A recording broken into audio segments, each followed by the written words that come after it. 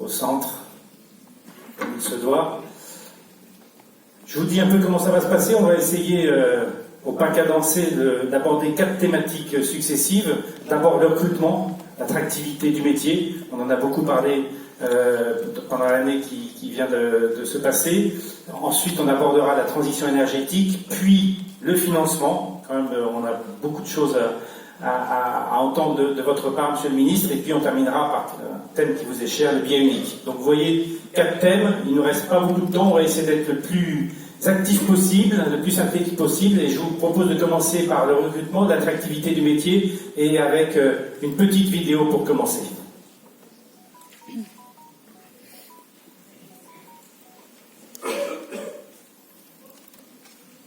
Je m'appelle Frédéric de Chartres, actuellement formateur en maintenance des véhicules au sein du campus l'EACF Hydraulique. Le centre de formation accueille chaque année environ 280 jeunes en maintenance des véhicules. Le recrutement est un vrai sujet pour le secteur du transport public. Nous sommes face à un double enjeu, à la fois de formation et d'attractivité. Il faut savoir qu'il n'existe pas de formation spécifique dédiée au transport public. Les jeunes sont amenés à intervenir au centre de formation sur tout type de véhicule. Et c'est alors en entreprise qu'ils vont acquérir les compétences vraiment spécifiques du métier. Concernant le deuxième enjeu, l'attractivité, il y a donc moins de postulants. C'est un secteur qui séduit moins, qui est moins attrayant. Et c'est pour ça qu'il faut fournir les efforts pour communiquer davantage et séduire de plus en plus de jeunes. Marie-Ange Debon, la question est très simple. Est-ce que ça va mieux après la crise de recrutement post-Covid? Est-ce que la situation est meilleure? Est-ce qu'on arrive à davantage attirer de candidatures? Oui, ça va mieux, mais c'est vrai qu'il nous reste encore beaucoup de choses à faire. En fait, c'est vrai que probablement la profession, nous tous collectivement, comme finalement il y a 3, 4 ans, 5 ans, on n'avait pas de problème majeur de recrutement, je pense qu'on n'a pas été concentré sur ce sujet-là. On parlait très rapidement de la lisibilité, de la visibilité, de la compréhension des métiers. Or, depuis 3 ans, on est confronté, comme beaucoup d'autres métiers, on est un métier en tension, sauf que chez nous ça se voit très fortement, parce que quand il n'y a pas un conducteur le matin pour le départ du bus, du dépôt, on a un sujet. Donc on a depuis 2 ans, avec l'ensemble des équipes de l'UTP, énormément travaillé ce sujet. On a lancé des campagnes de promotion de la marque employeur collective de l'ensemble des employeurs. On a été présent l'année dernière, il y a quelques mois à Lyon, au World Skills, qui est quand même l'événement mondial de tous les métiers, avec des concours entre jeunes sur les métiers. On est extrêmement actif aussi sur le diagnostic, parce que on voit que d'ici 2030, on a 100 000 recrutements à faire pour notre profession. Donc c'est à la fois la pyramide d'âge, la rotation, le turnover, et on a besoin d'attirer des nouveaux publics, on a besoin de travailler sur des gens qui sont en deuxième partie de carrière, les femmes qui restent très peu présentes encore dans nos métiers et de la conduite et de la maintenance. Donc c'est toutes ces actions qu'on a conduites. Je crois qu'on va continuer. La campagne dans le transport urbain, Faites bouger les lignes, elle continue à se déployer. Elle a commencé dans certains réseaux il y a quelques mois, mais elle continue. Et on a plutôt, en effet, stabilisé, mais on n'est pas au bout. Et une fois qu'on a recruté, il faut fidéliser, donc il faut organiser les parcours. Il faut prendre en compte beaucoup mieux les attentes des conducteurs. Il faut qu'on travaille aussi avec les passagers, parce que on vient de voir que dans les quelques minutes qui ont précédé, que beaucoup de conducteurs qui ont demandé à voir le ministre ont dit que le vécu était plus difficile. Le contact passager était beaucoup plus difficile. Donc c'est tous ces éléments sur lesquels l'UTP s'est mobilisé. Et oui, je dirais qu'on a une amélioration et qu'on a encore du travail. Monsieur le ministre, vous avez travaillé avec vos collègues aussi du gouvernement, de la formation professionnelle, du travail à améliorer l'attractivité du métier. Cette tendance vous satisfait? Oui, je vais y revenir. Permettez-moi simplement 2 brèves remarques. D'abord pour dire que dans l'actualité douloureuse qui frappe notre pays, je sais aussi que le secteur des transports, les transports publics, est mobilisé et concerné. Je sais que pour les dirigeants d'opérateurs, pour les autorités organisatrices, pour les élus qui sont en responsabilité sur les transports, région, métropole notamment, pour les agents, on l'a vu en discutant avec certaines organisations syndicales, il y a une inquiétude, mais aussi une forte mobilisation pour rassurer, pour renforcer la sécurité. L'État sera évidemment au rendez-vous, mais c'est un effort collectif, et je sais que c'est encore un défi supplémentaire. parce que c'est une activité du quotidien que prennent des millions de Français, un bus, un métro, un tram, un train. Et donc on a aussi cette responsabilité collective, et je sais que ça n'est pas évident, mais je sais aussi qu'on a réussi à chaque fois à surmonter ces moments compliqués.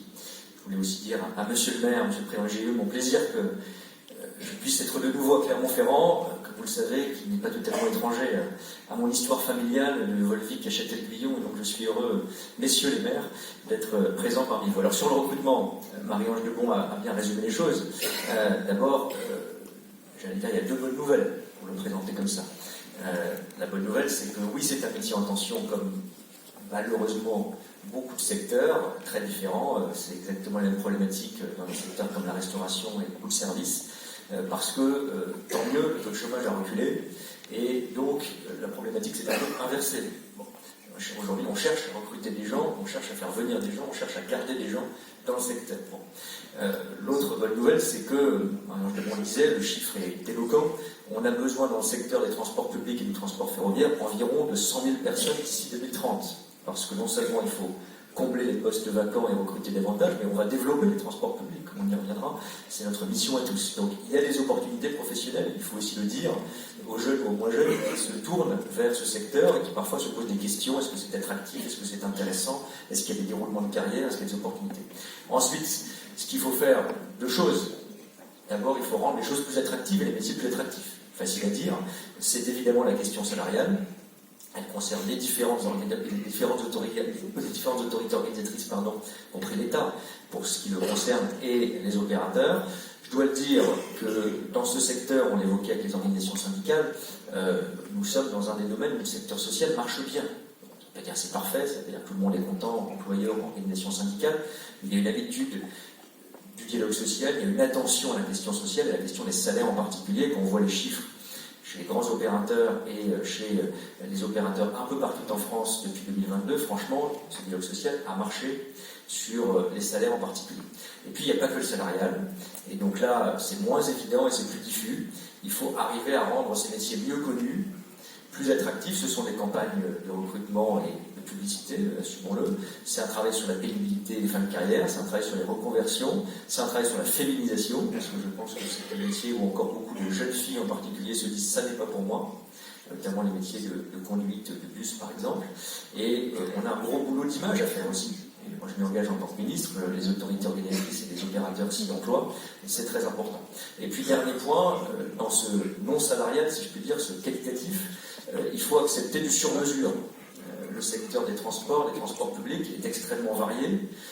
Territorialement, ce n'est pas les mêmes problématiques de recrutement d'une métropole, d'une région à l'autre, et ce n'est pas tout à fait les mêmes problématiques d'attractivité d'un segment à l'autre du secteur. Je prends un exemple, le transport scolaire, qui est entre les mains des régions. On a beaucoup discuté avec Régions de France, avec le GART, avec les ministères concernés depuis un an, avec les fédérations comme la FNTV, pour réduire le nombre de postes vacants. Il était immense l'an dernier, à tel point qu'on était inquiet collectivement pour la rentrée scolaire.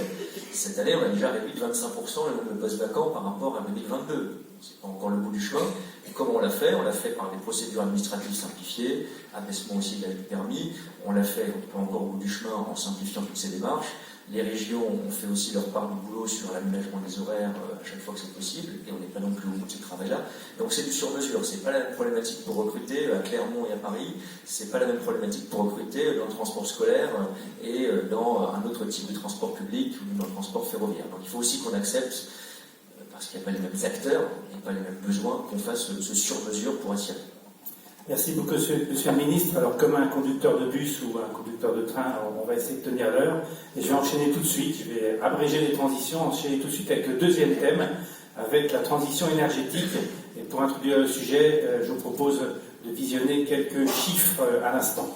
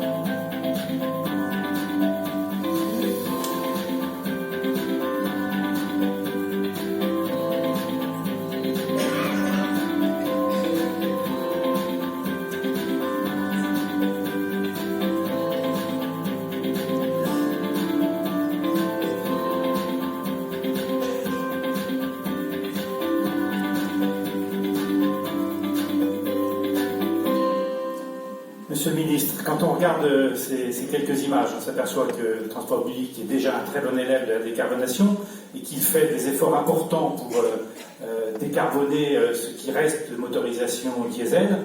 Du coup, on a envie de dire qu'il faut développer fortement l'offre. On a parlé depuis quelque temps beaucoup de chocs d'offres. C'est aussi votre conviction? Oui, d'abord, le transport public est une double réponse au défi de la transition écologique. En soi, puisqu'il est souvent une alternative à la voiture individuelle, il est une réponse à la décarbonation. Je n'ai pas besoin de l'illustrer, c'est évident.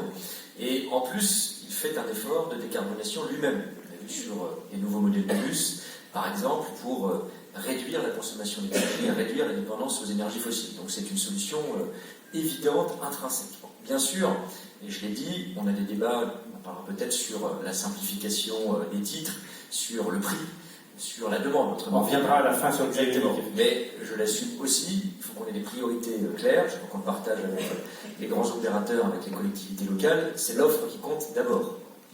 C'est le choc d'offres qui compte d'abord. Et on a tous une part de ce travail entre nos mains. L'État aussi, pour encourager, c'est ce qu'on fait par exemple à travers des appels à projets, le développement des transports collectifs. C'est ce qu'on va faire à travers les services express régionaux métropolitains, j'insiste, qui seront des solutions de service avant tout. Ça veut dire bien sûr de l'infrastructure supplémentaire à chaque fois qu'il se sera nécessaire, mais ça veut dire surtout du cadencement, du service supplémentaire et là aussi du sur-mesure.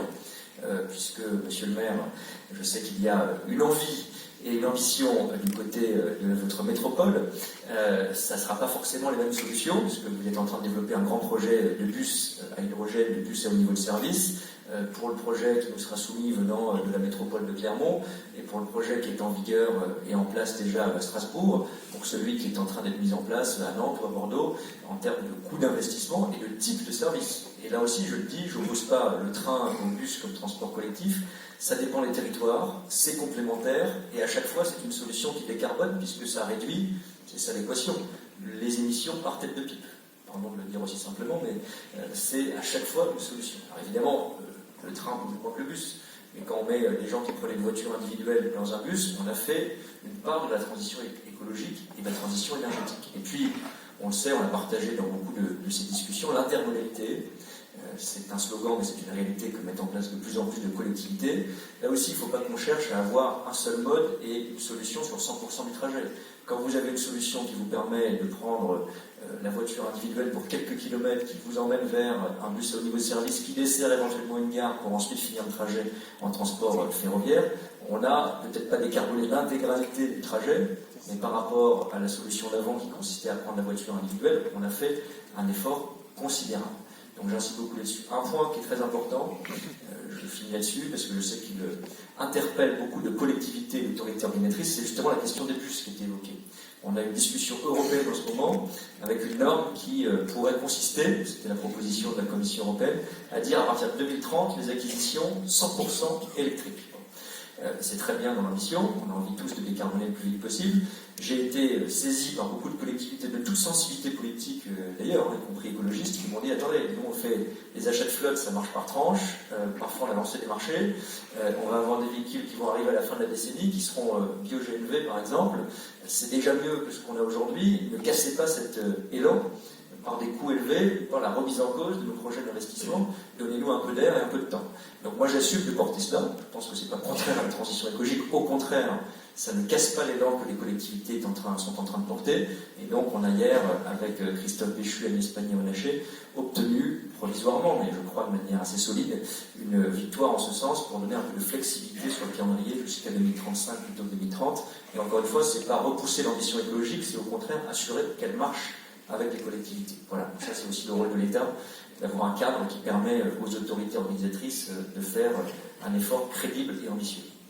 Justement, Marie-Ange Debon, Louis Nègre, quelques mots sur ce sujet, c'est peut-être le moment de passer le message aussi.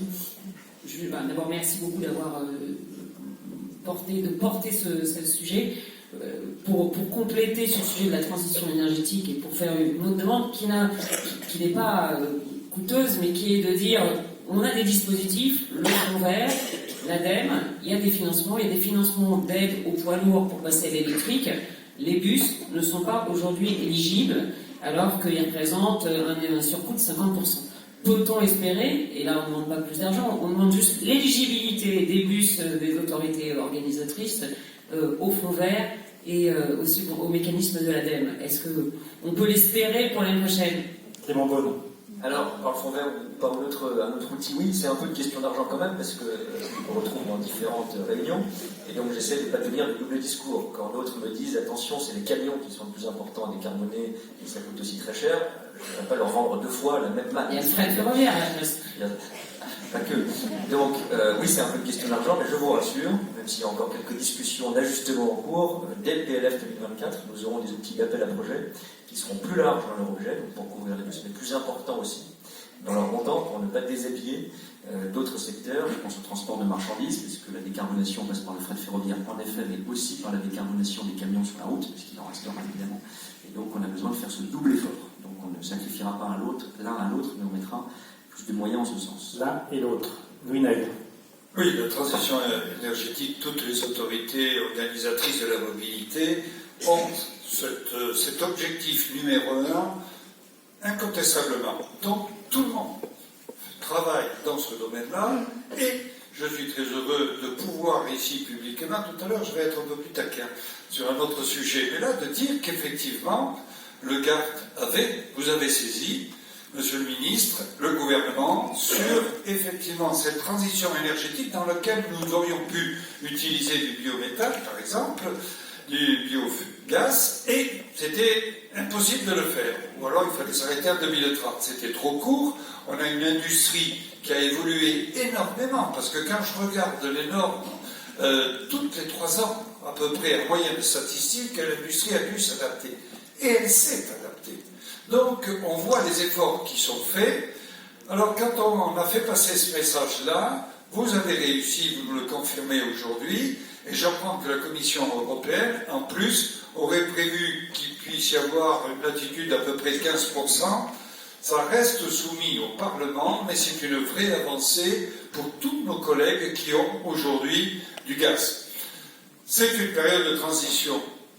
Notre objectif, c'est d'arriver à la décarbonation. Qu'on le veuille ou non, c'est des objectifs à la fois européens et à la fois nationaux qu'il faut atteindre. Donc, c'est dans tous les domaines, et c'est là aussi où l'intermodalité va nous aider, parce qu'on peut faire effectivement, à côté, par des bus express, on peut faire du covoiturage, on peut faire du vélo, et donc c'est cet ensemble-là qui va nous permettre d'atteindre ces objectifs, sur lequel je peux vous dire que le GART et toutes les autorités, tous les collègues élus sont là-dessus, je dirais, pointus. La meilleure preuve, c'est que là aussi, on peut tirer un coup de chapeau à Clermont et au maire président, qui vient de lancer une ligne avec 14 bus. Je crois que c'est la plus importante à ce jour. Donc on a besoin de locomotives, on a besoin de pionniers, on les a. Tout le monde se bat, et là, on est à peu près tous sur la même longueur d'onde, monsieur. Pour l'instant, tout cela est assez consensuel. On va voir si... Ça va pas durer si j'en crois le Louis. On va voir si, sur le sujet suivant, cela se confirme. Je vous propose de voir quelques images pour lancer la question, on y était presque il y a quelques instants, du financement.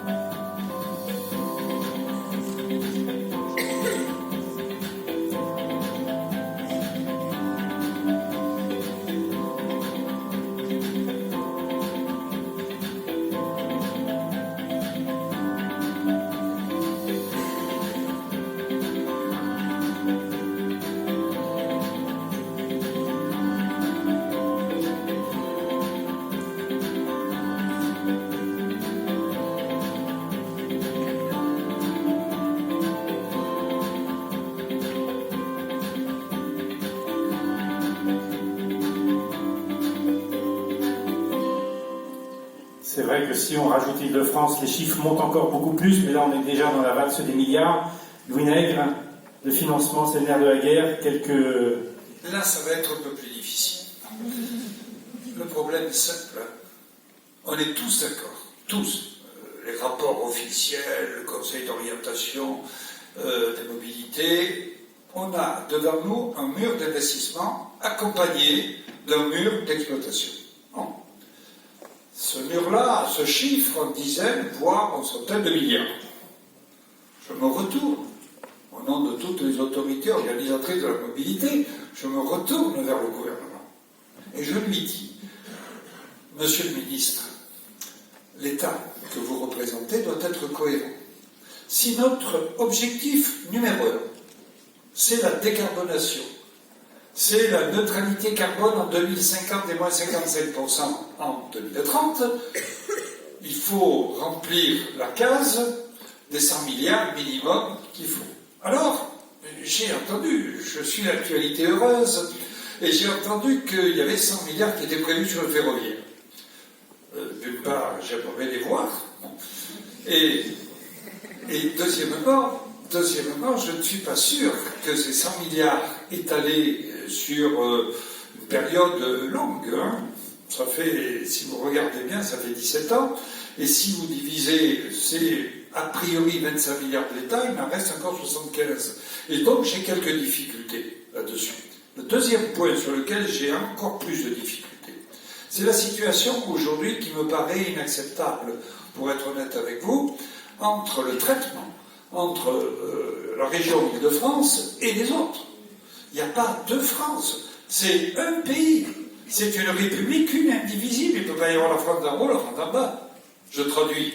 Et quand je m'aperçois que vous passez un accord avec la région Île-de-France, j'entends le rapporteur général du budget dire « Oui, mais ça fait des mois qu'on négocie, donc on a mis du temps, et donc, il va falloir encore réfléchir, négocier, tout ça. » Ça signifie qu'à ce moment-là, pour moi c'est une urgence, pour nos autorités c'est une urgence de pouvoir actionner le VM. Et on pourrait revenir sur le petit article, la tribune qu'on a vu dans les Échos aujourd'hui, et auquel le garde répond dès demain. Donc, moi, il faut que tout le monde ici sache que les régions, les intercommunalités, France urbaine, c'est-à-dire toutes les collectivités désormais, ont comme premier budget de dépenses les transports. Donc, chez nous, on fait le maximum. Tout ce que je demande, c'est que l'État en fasse autant et que le mette en priorité. Monsieur le ministre, je donne peut-être un mot pour le papier des Échos que tu as évoqué tout à l'heure était à propos du versement mobilité, avec une prise de position du MEDEF qui était assez mesurée, mais qui disait quand même un certain nombre de choses. Et on va peut-être parler du versement mobilité. Est-ce que, Monsieur le ministre d'Île-de-France, c'était un galop d'essai pour la France entière? J'y viens dans une seconde, mais il y avait une première partie dans ce cas de Grenelle, je ne veux pas le laisser passer non plus, pas par polémique, mais parce que c'est des sujets importants. On est dans la saison budgétaire. Je crois même que la Première ministre vient d'annoncer l'engagement de l'article 49 alinéa 3, ce qui a un volet un peu toujours frustrant, mais un volet positif, c'est que notamment cet accord francilien sur lequel je vais revenir est embarqué dans ce texte, si je l'ai bien vu, présenté maintenant à la représentation nationale. D'abord le budget des transports, et les 100 milliards en particulier, je vois avec un peu d'ironie qu'on se demande où ils sont. Bon, je regardais ce qui s'est passé, puisque j'ai présenté mon budget hier en commission à l'Assemblée nationale, depuis un an. Bon, pardon de prendre la période que je connais le mieux. Ce qu'on a, il y a des annonces, et puis il y a des concrétisations d'annonces qui commencent. La négociation des contrats de plan État-région, c'est pas encore sonnant et trébuchant, les préfets ont chacun leur mandat, y compris dans cette région, c'est 50% de plus annuellement par rapport à la génération précédente, et un renforcement très fort, et c'est un choix douloureux, mais que j'assume, baisse de 50% des crédits routiers, et c'est pas facile, augmentation très forte, non seulement en montant mais en part, des transports collectifs et des transports ferroviaires. C'est un choix qu'on assume, et on n'est pas encore au bout de la négociation, ici comme ailleurs sur le CPER, enfin, c'est une concrétisation de cet effort supplémentaire. Avec notamment, on dit c'est pas encore assez, mais que chacun mette sa part et qu'on avance dans cette première phase sur les services express régionaux métropolitains. On était à 0, mais presque 1 milliard d'euros de par État. Je pense qu'on sera autour de ça dans la concrétisation et la signature des CPER. C'est pas si mal pour quelque chose qui démarre juste et qui n'a pas encore fait l'objet partout d'études et encore moins de travaux d'investissement. Je pourrais vous évoquer la question du réseau et de sa régénération. C'est un effort très lourd que l'État va prendre en partie à sa charge, que la SNCF finance aussi. qui fera l'objet d'une augmentation de 50% de ses crédits progressivement jusqu'à la fin du mois. Je viens sur le sujet parce que à la fin, je vais être provocateur, il y a un mur d'investissement, vous l'avez dessiné très bien sur l'écran, c'est vrai. Je vais sauter cette étape, il y a même un mur d'exploitation. Et ce qui s'est passé en Île-de-France, c'est pas pour singulariser la région Île-de-France, c'est pour dire que oui, c'est une démarche qui ouvre des perspectives pour le pays entier. Moi, je vois le verre à moitié plein, parce que je peux vous dire que ça a été difficile de trouver un accord à tous égards avec la région Île-de-France et de pouvoir le négocier. Il est très positif, moi je l'assume. À la fin, quand on dit qu'il faut trouver des moyens d'exploitation, vous avez raison, mais il y a toujours quelqu'un qui paye. Donc soit c'est les collectivités elles-mêmes, soit c'est l'État, on est dans le même bateau. L'État et les collectivités, c'est de l'impôt. Bon. Et donc ça veut dire soit on abandonne d'autres politiques publiques, soit on lève plus d'impôts. Bon, c'est jamais facile, il faut parfois le faire. Donc c'est la même problématique pour l'État et les collectivités, je ne pose pas des uns d'autres. Soit c'est l'usager, et on voit bien, on a le débat en Île-de-France, mais c'est partout pareil, que c'est insoutenable de faire payer toutes les nouvelles lignes qu'on a envie de développer, qu'elles soient des lignes de bus et au niveau de service, des lignes de tram, des lignes de métro par les usagers, c'est insoutenable. Et donc, soit il y a un outil qui est la fiscalité ciblée, qui est quasiment en fait une redevance pour service rendu, je préfère le présenter comme ça, qui est notamment ce versement mobilité.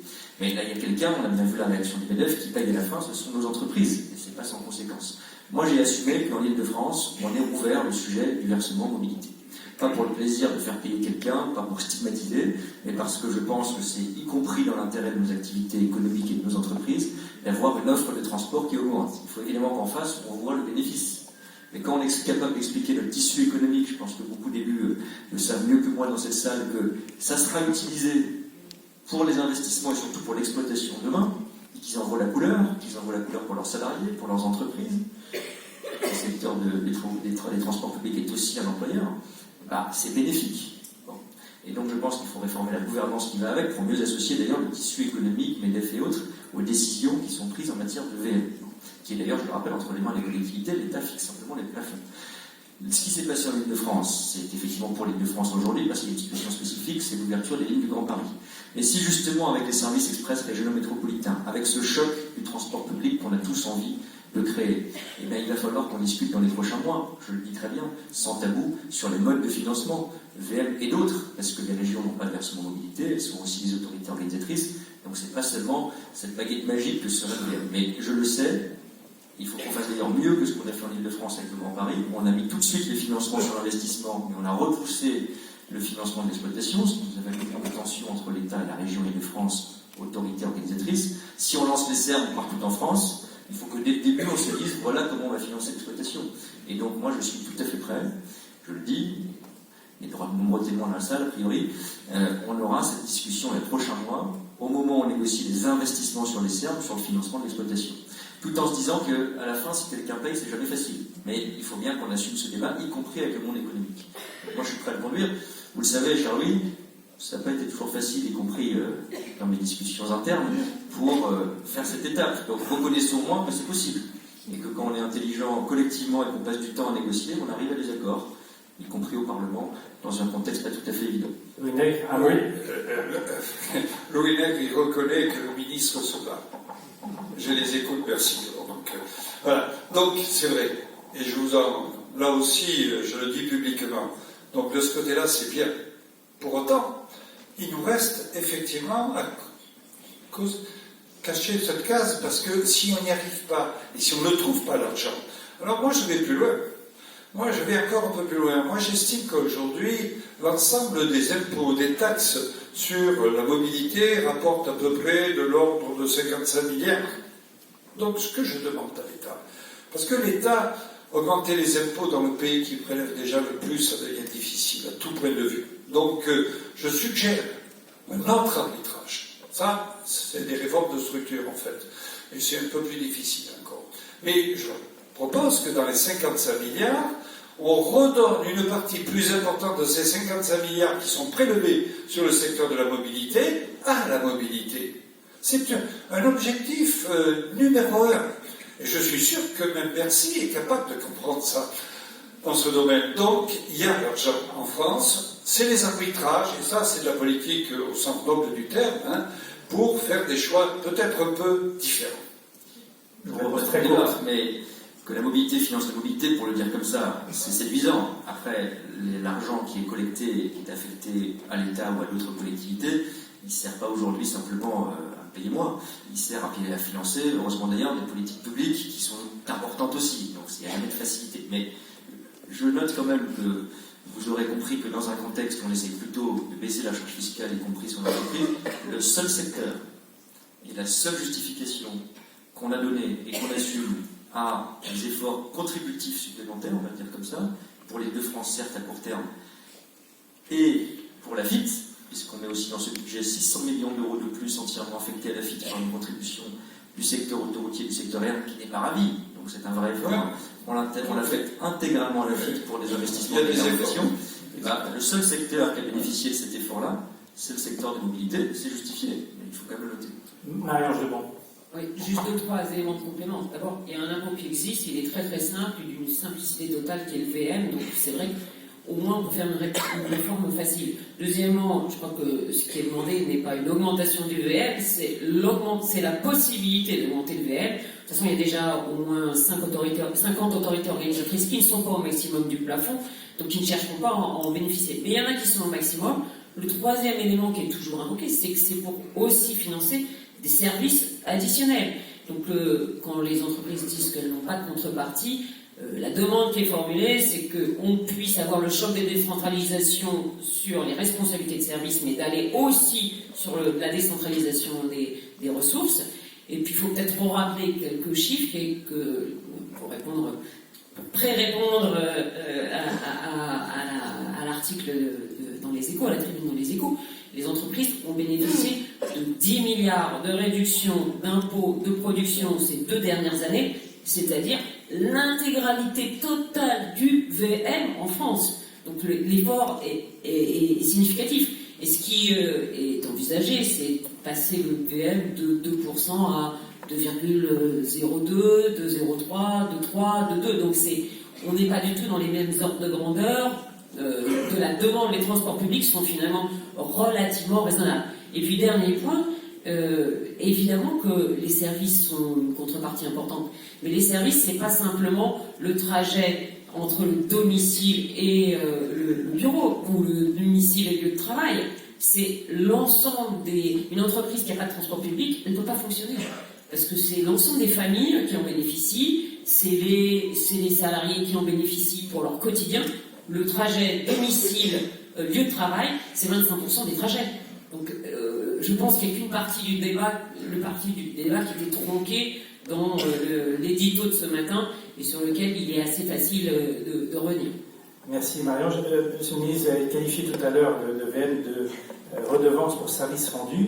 Est-ce que vous ouvrez la porte à la modulation, alors que jusqu'à maintenant c'était un impôt, donc quel que soit le service? Est-ce que c'est une sorte de révolution quand même de la conception du VM que vous encouragez? Juridiquement, parce que j'ai travaillé au ministère des Finances, donc je suis attaché aux qualifications juridiques à cet égard, c'est un impôt juridiquement. Pas de débat, il n'a pas changé de nature. Vous ne voulez pas le faire évoluer dans sa nature? Non, je ne pense pas, il faut pas le courir tous les fronts à la fois.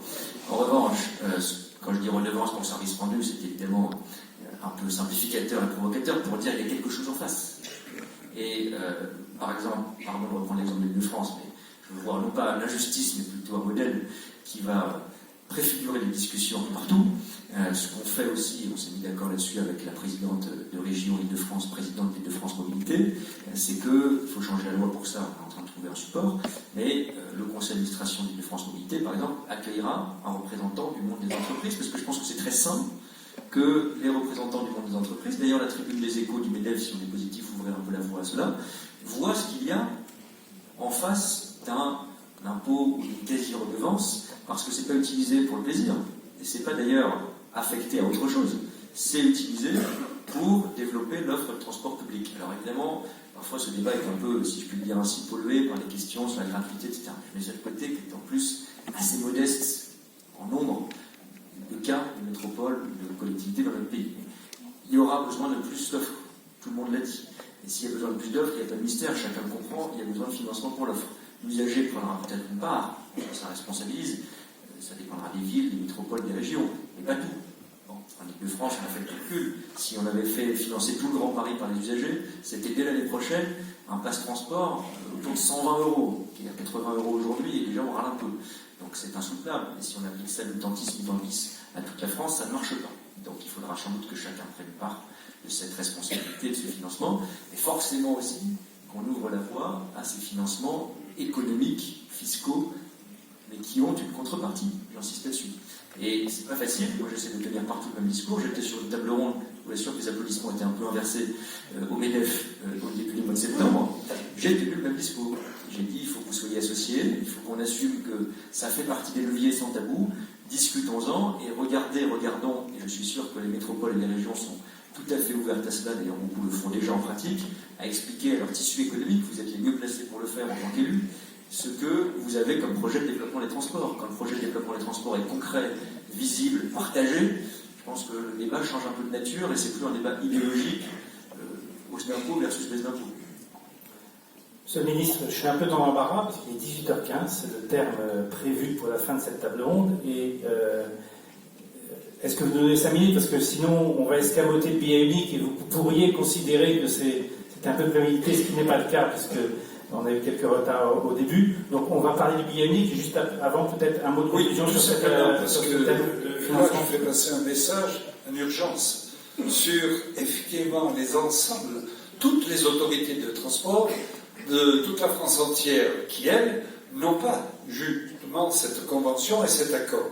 Donc, je suis très heureux de vous entendre dire à côté, vous avez précédé le GARD, parce que ce que je dis publiquement, et je vous le demande, au nom du GARD, c'est de réunir une conférence, j'allais dire des financiers quelque part, pour qu'on avance le plus vite possible dans ce domaine-là et qu'on trouve des accords.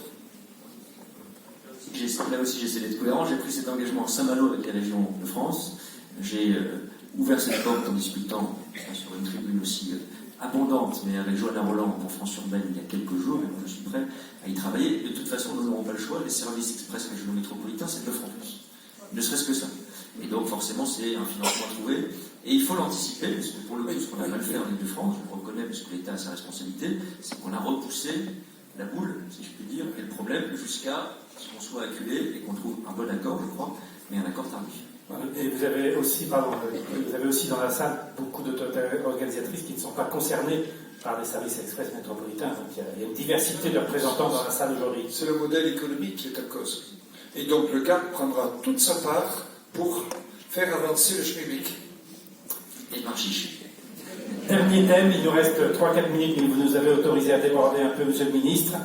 Pas le tarif unique, le billet unique, et je vous propose d'écouter juste une courte vidéo qui vous fera certainement plaisir.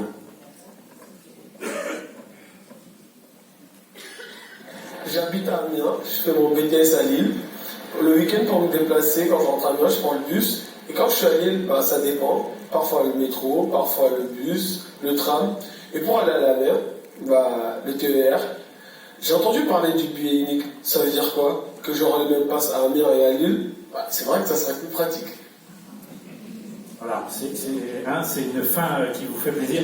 On a juste 2 minutes, peut-être que vous repreniez votre argumentaire pour le billet unique. Je dirais, c'est un témoignage encourageant parce que ça veut dire qu'il y a une attente et on a beaucoup parlé d'offres. Il faut commencer par là, c'est un meilleur réseau, c'est plus de lignes, c'est plus d'offres partout en France, pas que dans les grandes métropoles d'ailleurs, adapté à chaque territoire, mais c'est aussi la demande. Alors la demande, ça peut être le prix, mais au-delà du prix, c'est la simplicité, la simplification, je crois que mes voisins le partageraient, le diraient mieux que moi, de l'accès au transport public, et c'est parfois assez compliqué encore, pas qu'en France d'ailleurs. Bon, et tous les pays, j'étais avec mes homologues européens l'autre jour, réfléchissent soit, ce qui n'est pas tout à fait la même chose, à un tarif unique, pas si limité, soit au billet unique, soit un mix des deux, l'un pouvant précéder l'autre, mais c'est pas tout à fait la même chose. Je pense que le billet unique en soi, d'ailleurs le billet unique, le titre unique, ça peut être à terme les différentes mobilités, les bornes de recharge électrique, les vélos en libre-service, les transports urbains, quelle que soit leur nature, le ferroviaire grande ligne, etc.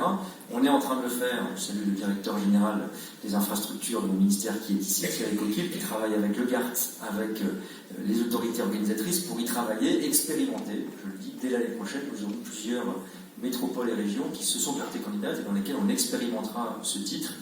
J'étais aux Pays-Bas il y a quelques jours, ils m'ont dit c'est formidable que vous fassiez comme nous, on a fait le titre unique, ça nous a pris 11 ans. J'ai dit bon, moi j'ai promis qu'on le faisait en 2 ans, donc on va essayer d'accélérer, parce que tirer profit de leur expérience, mais je veux rendre hommage à mon voisin Vinaigre, parce que je l'ai fait au mois de février lorsqu'on a lancé ce sujet ensemble, Marie-Ange Lebon était là aussi, que reprendre une longue revendication historique du GART. Donc les bonnes idées appartiennent à ceux qui les ont initiés. Donc merci Charlie et d'autres d'avoir porté ce projet. Je crois que c'est la première fois que l'État s'en saisit, mais en coordination évidemment avec l'ensemble des collectivités et autorités. Donc c'est une œuvre collective qu'on ne réussira qu'ensemble dans les mois qui viennent. Merci beaucoup. Je crois qu'on arrive au terme de cette table ronde. C'est une journée un peu agitée dans certains aéroports, mais aussi peut-être porteuse de bonnes nouvelles pour votre emploi du temps, puisque le PLF, avec l'article 43, va peut-être abréger certains débats à l'Assemblée nationale. En tout cas, merci de vous être rendus. Je crois qu'on peut remercier le ministre des Finances. Merci de cet échange qui change les discours et qui est un échange.